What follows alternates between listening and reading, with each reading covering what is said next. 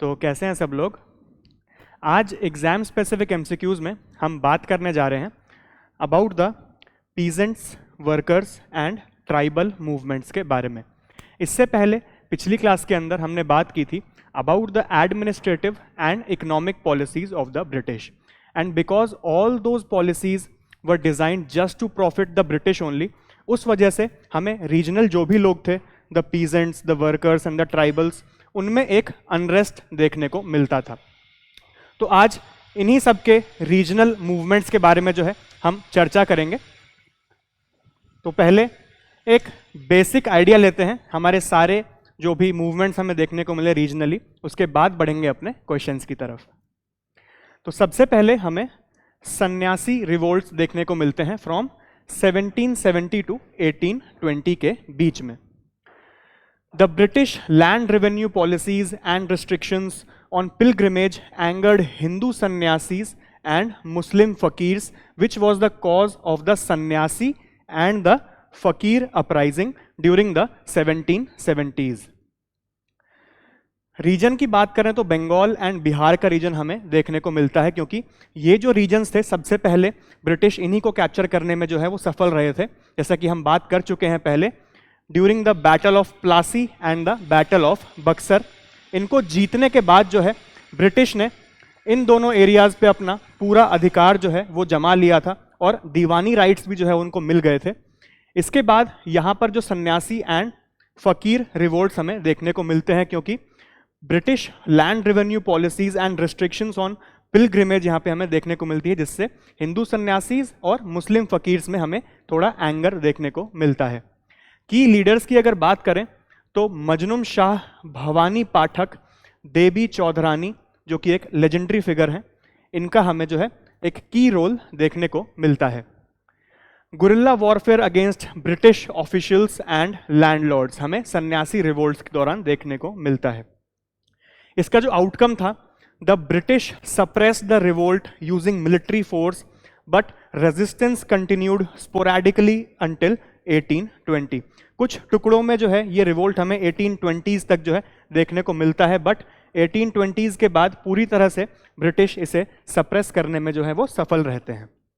इसके बाद हमें फकीर अपराइजिंग देखने को मिलती है, जो कि सन्यासीज के ही हमें सेम टाइम पीरियड में देखने को मिलती है।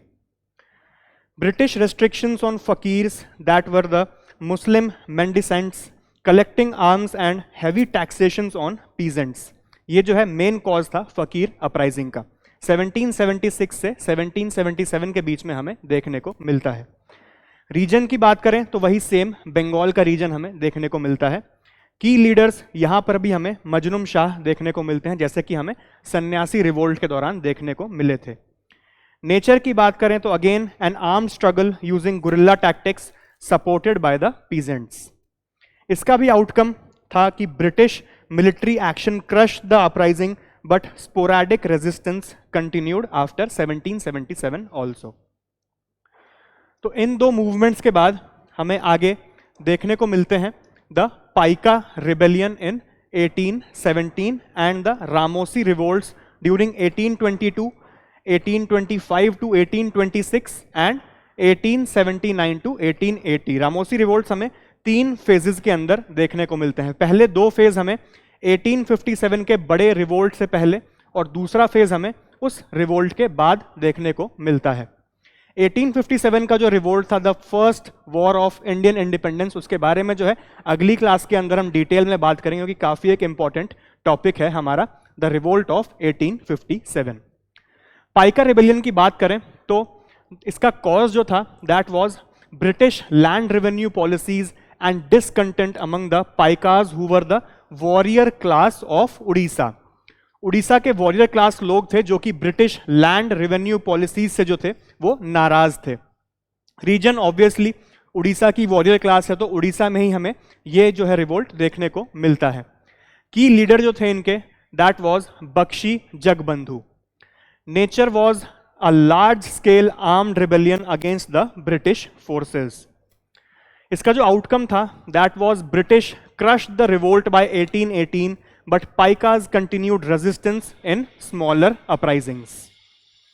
इसके बाद रामोसी रिवोल्ट की अगर बात करें तो exploitation and land policies that affected the Ramosi tribe, a traditional warrior group. Ramosis भी जो है हमें एक वॉरियर ग्रुप देखने को मिलते हैं महाराष्ट्र के अंदर, मेनली फ्रॉम पुणे एंड सतारा।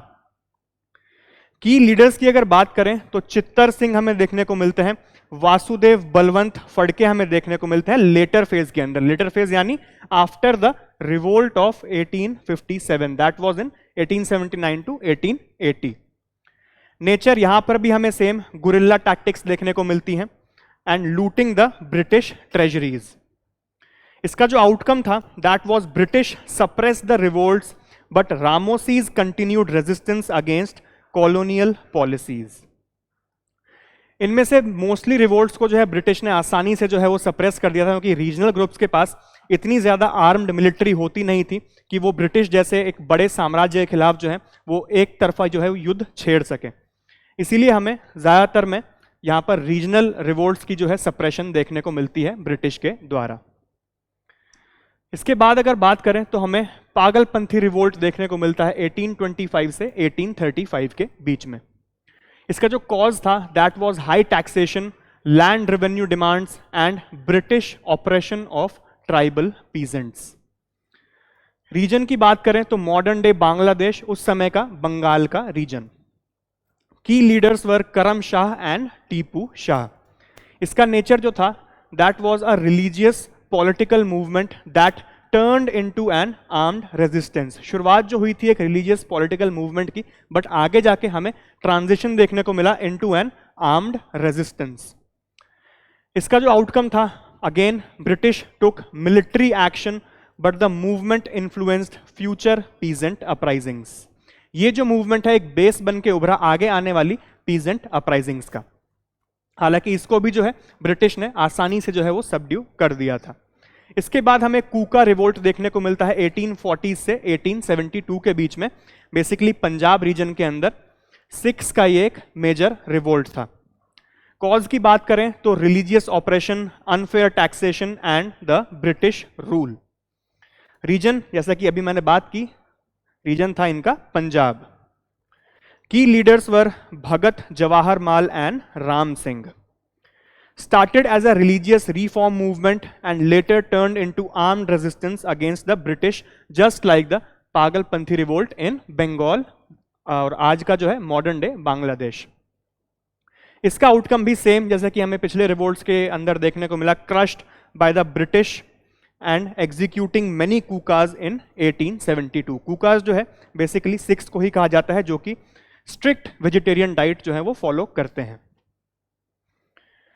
इसके बाद अगर हम आगे बढ़ें तो हमें ट्राइबल एंड रीजनल रिवोल्ट्स देखने को मिलते हैं।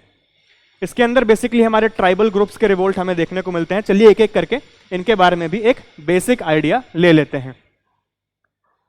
सबसे पहले हमें चुआर रिबेलियन देखने को मिलता है 1766 से 1816 के बीच में। इसका जो कॉज था that was British land revenue policies, excessive taxation and displacement of Chuar tribes. British policies की वजह से जो चुआर ट्राइब्स थी बंगाल और उड़ीसा की, उनको जो है अपना घर छोड़कर जो है वो जाना पड़ रहा था। उस वजह से उनके अंदर एक एंगर था ब्रिटिश रूल के खिलाफ और उन्होंने जो है एक रिवोल्ट स्टार्ट कर दिया 1766 के अंदर।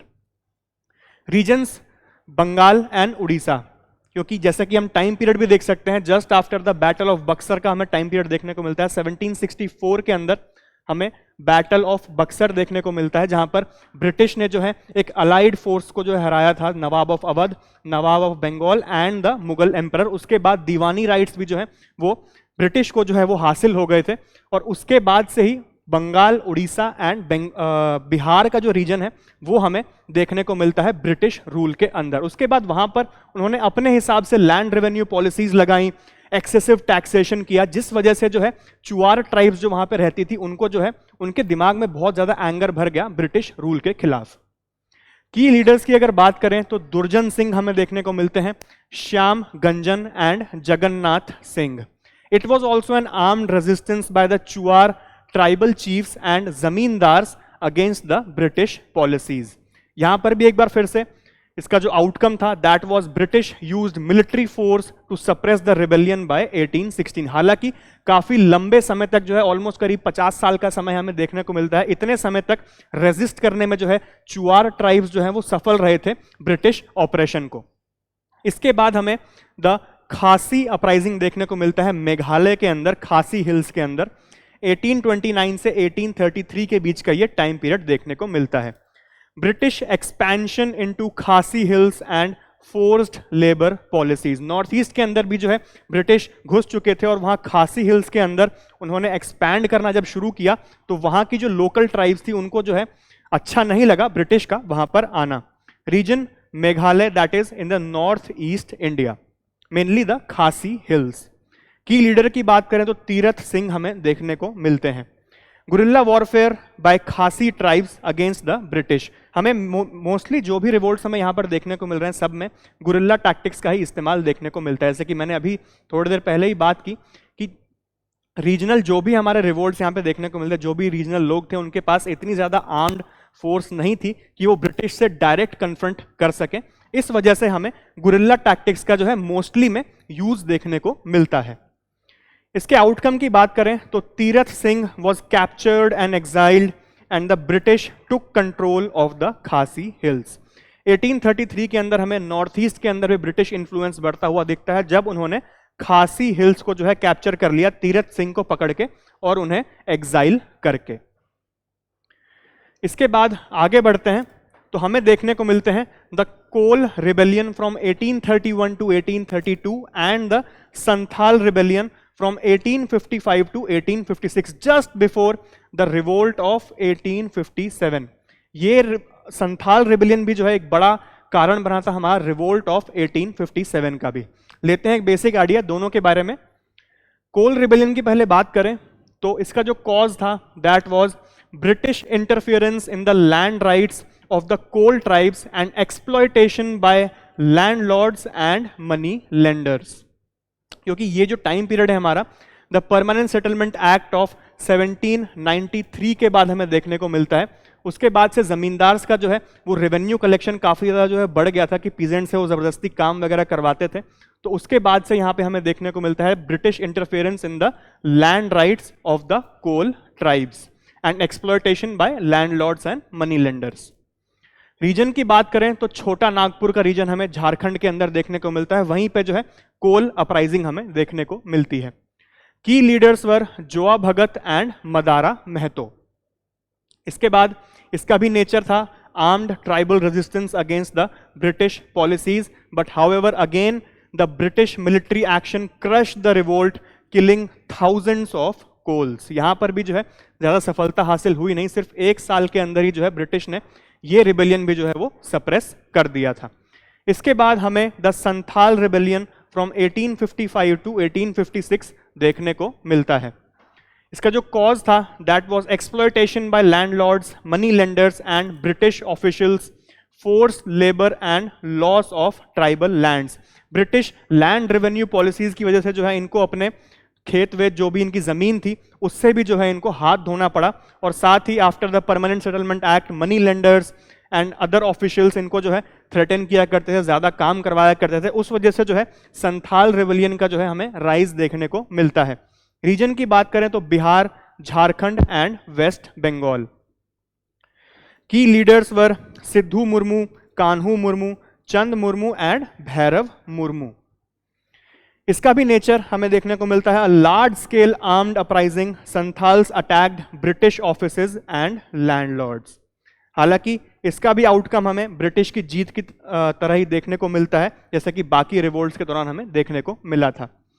British brutally suppress the revolt and thousands of Santhals were killed. हालांकि ये जो रिवोल्ट है आगे जाकर एक साल के बाद ही 1857 के रिवोल्ट का जो है हमें एक बड़ा कारण देखने को मिलता है। इसके बाद हमें द मुंडा अपराइजिंग देखने को मिलता है फ्रॉम 1899 टू 1900 के बीच में। इसका भी जो कॉज था that was British exploitation of the Munda tribes, land alienation and bonded labour system.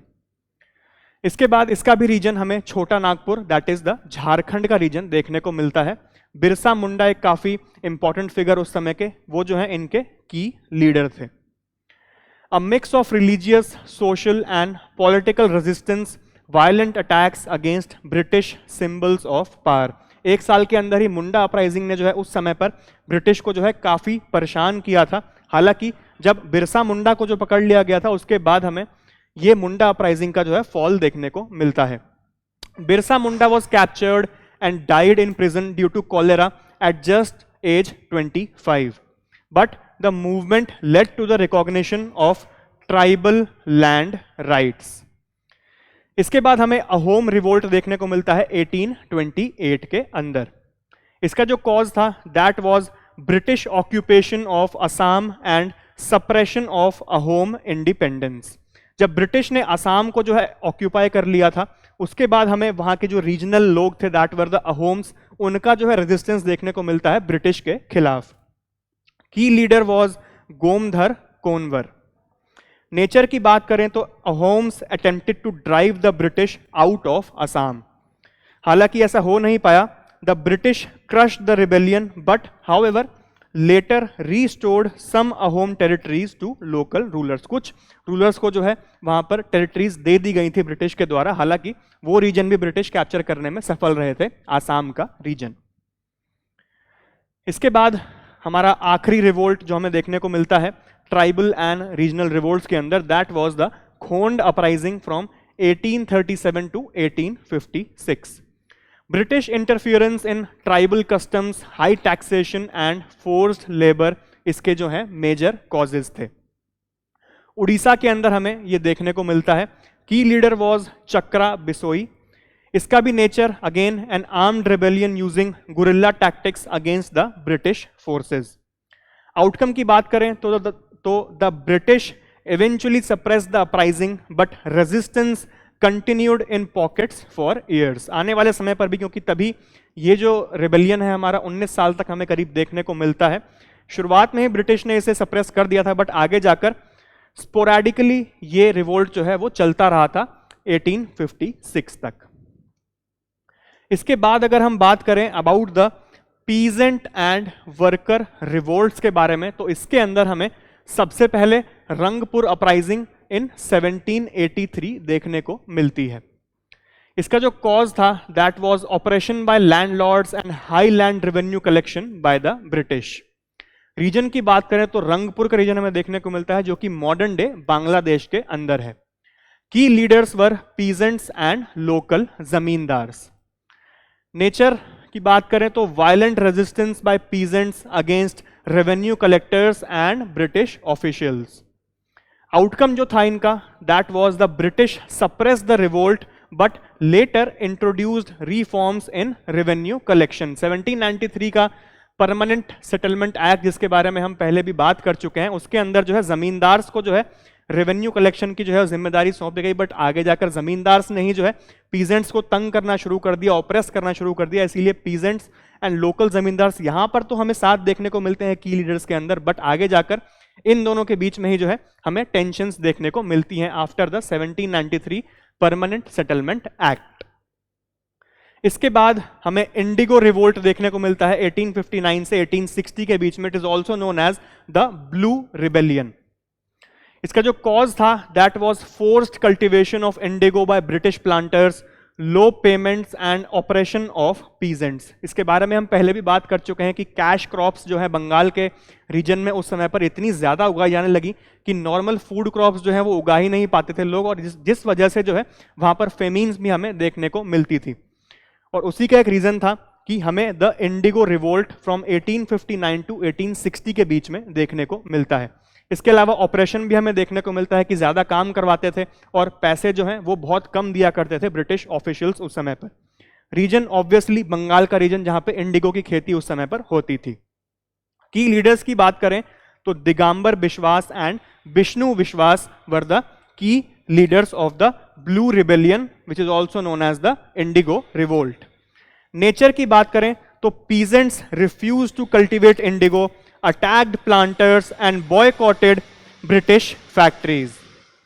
इसका जो आउटकम था that was the British passed the Indigo Commission report in 1860 leading to the decline of forced indigo cultivation. यहां पर जो है हमें एक छोटी जीत देखने को मिलती है पीजेंट्स की इंडिगो रिवोल्ट के अंदर, क्योंकि यहां पर द इंडिगो कमीशन रिपोर्ट 1860 के अंदर आई और वहां से हमें एक डिक्लाइन जरूर देखने को मिला पीजेंट्स का फोर्स्ड कल्टीवेशन पर। तो यहां पर एक छोटी जीत हम इसको मान सकते हैं इंडिगो रिवोल्ट के अंदर। इसके बाद अगर हम आगे बढ़ें तो 1875 के अंदर हमें दक्खन के अंदर रायट्स देखने को मिलते हैं, द डेक्कन रायट्स ऑफ 1875। इसका जो कॉज था that was exploitation of peasants by money lenders, high land revenue and economic distress. Region की बात करें तो महाराष्ट्र का रीजन, खासकर पूना एंड अहमदनगर हमें देखने को मिलते हैं। Peasants attacked money lenders, burned debt records and boycotted their businesses. इसका जो आउटकम था that was the British passed the Deccan Agriculturist Relief Act in 1879 to control money lenders exploitation। यहां पर भी जो है एक छोटी जीत हमें देखने को मिलती है इंडियन रीजनल लोगों की, क्योंकि यहां पर हमें डेक्कन्स एग्रीकल्चरिस्ट रिलीफ एक्ट 1879 के अंदर जो पास होता है उसके तहत यहां पर मनी लेंडर्स का जो एक्सप्लॉयटेशन है वो थोड़ा कम जो है वो जरूर हुआ था आफ्टर द डेक्कन रायट्स। इसके बाद हमें किसान सभा मूवमेंट फ्रॉम 1918 टू 1922 देखने को मिलती है। इसका भी जो कॉज था that was high land revenue, landlord oppression and British exploitation. Region was the United Provinces that is the present day Uttar Pradesh and Bihar. Key leaders were Sahajanand Saraswati. Nature की बात करें तो organized protests, boycotts and demands for land reforms. इसका जो outcome था that was it strengthened the peasant movement influencing later agrarian struggles. आगे जाकर जो भी अग्रेरियन स्ट्रगल्स हमें देखने को मिलते हैं वहां पर एक किसान सभा मूवमेंट जो थी 1918 की, उसका जो है एक अच्छा बेस वहां से बन गया था। इसके बाद अगर आगे बढ़े तो हमें एका मूवमेंट देखने को मिलता है 1921 से 1922 के बीच में। इसका जो कॉज था that was high land revenue, force labour and British policies. ज्यादातर जो भी रिवोल्ट्स हैं हमें वहां पे high land revenues and the British policies ही देखने को मिलते हैं हर एक रीजन के अंदर। अवध जो है उत्तर प्रदेश के अंदर आज की डेट में एक मेन वहां का रीजन था एका मूवमेंट के अंदर। की leaders were Madari Pasi and peasant leaders. The peasants refuse to pay high rents, took collective oaths to resist the landlords. हालांकि इसका जो आउटकम था that was again the British crush the movement but it influenced later peasant struggles. जैसे कि पिछले हमने agrarian struggles के बारे में बात करी, यहां पर एका मूवमेंट जो है हमें आगे जाकर जो भी मूवमेंट्स और आए पीजेंट स्ट्रगल्स के एक अच्छा बेस जो है इस मूवमेंट ने बनाकर दिया था। इसके बाद हमें बरदौली सत्याग्रह 1928 के अंदर देखने को मिलता है। Unjust tax hike bye the British government जो है इसका एक मेन कारण था इस सत्याग्रह का। रीजन की बात करें तो बरदौली गुजरात के अंदर ये रीजन आता है, वहां पर जो है हमें इसका राइज देखने को मिलता है। की लीडर वाज सरदार वल्लभ भाई Patel, also known as the iron man of India. आगे जाकर इनके बारे में हम और बात करेंगे कि कैसे ऑपरेशन पोलो जो है इन्हीं का हमें एक आइडिया देखने को मिलता है, जिसके अंदर जो भी प्रिंसली स्टेट्स जो मना कर रही थी, हमारा जो नया बना उस समय 1947 के अंदर जब इंडिया बना था उस समय ज्वाइन करने के लिए, उनके बारे में जो है हम डिटेल में बात करेंगे आगे आने वाली क्लासेस में सरदार वल्लभ भाई पटेल के बारे में। इसका जो नेचर था that was non violent protest. जैसा कि नाम से ही पता चल रहा है सत्याग्रह के जो भी मूवमेंट्स हमें देखने को मिलते हैं वो सारे के सारे नॉन वायलेंट देखने को मिलते हैं। Tax refusal and mass mobilisation of farmers. इसका जो आउटकम था that was British withdrew the tax hike and Patel earn the title Sardar for his leadership. यहीं पे जो है इसी सत्याग्रह के बाद वल्लभ भाई पटेल जी को जो है सरदार की जो है वो उपाधि दी गई थी और ब्रिटिश ने भी जो है विथड्रॉ कर लिया था टैक्स हाइक को। तो यहां पर भी जो है हमें इंडिया की ही जीत देखने को मिलती है इंडियन रीजनल लोगों की। इसके बाद आगे बढ़ते हैं तो हमें यहां पर महात्मा गांधी का जो है वो राइज देखने को मिलता है। इनके बारे में आगे आने वाली क्लासेस में हम और डिटेल में जो है वो चर्चा करेंगे महात्मा गांधी के बारे में। अहमदाबाद मिल स्ट्राइक से जो है हमें महात्मा गांधी का जो है वो राइज देखने को मिलता है 1918 के अंदर।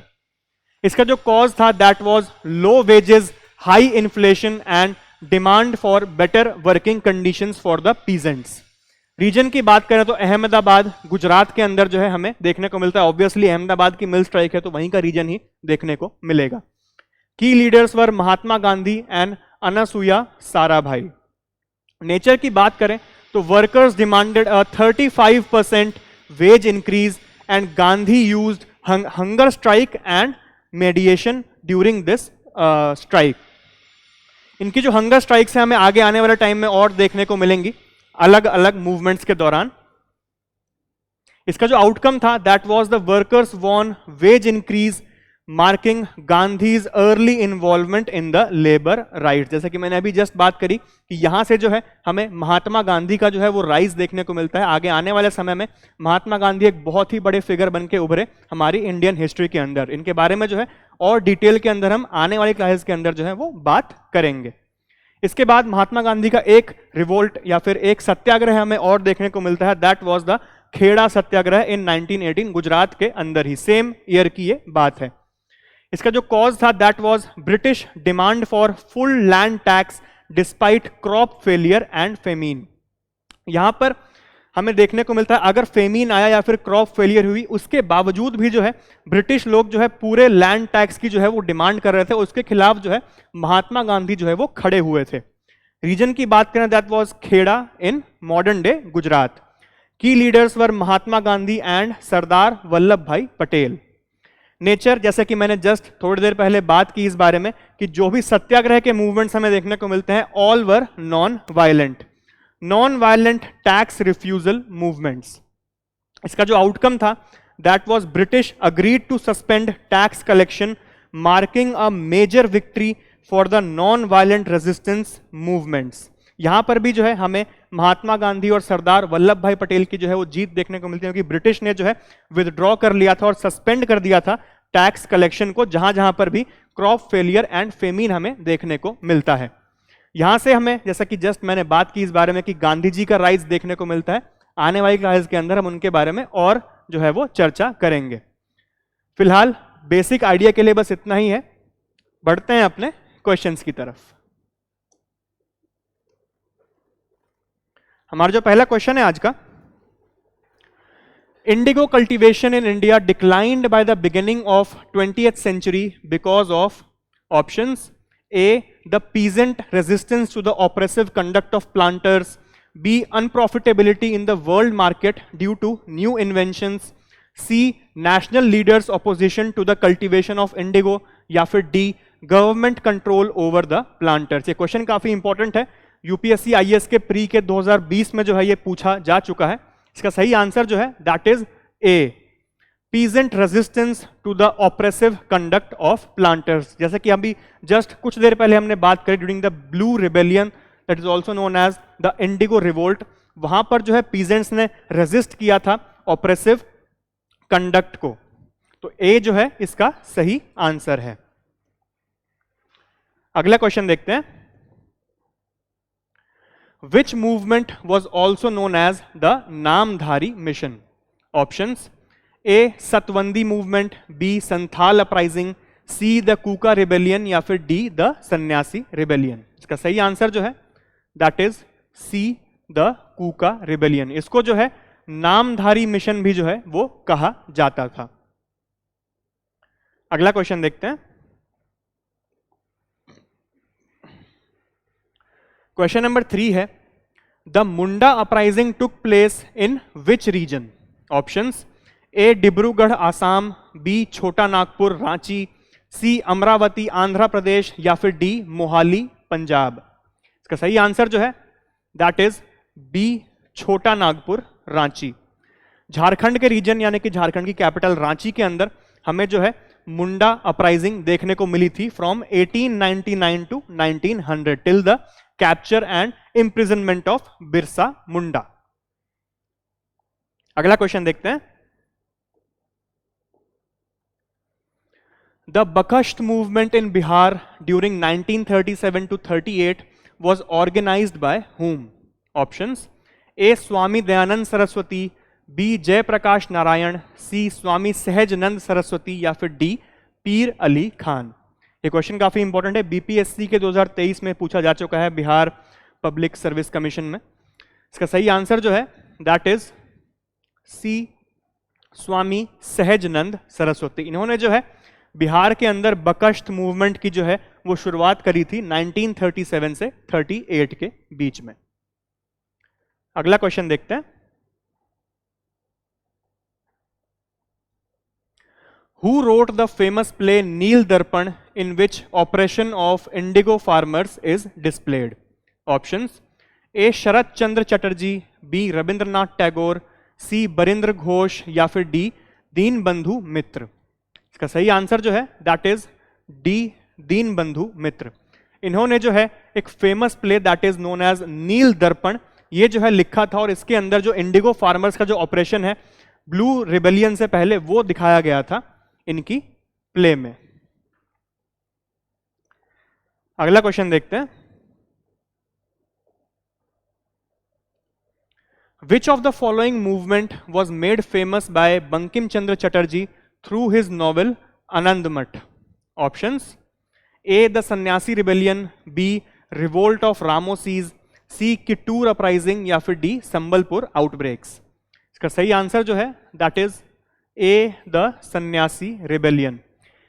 बंकिम चंद्र चटर्जी की जो नॉवेल है आनंद मठ, इसके अंदर हमें सन्यासी रिबेलियन का जो है वो जिक्र देखने को मिलता है। बढ़ते हैं आगे।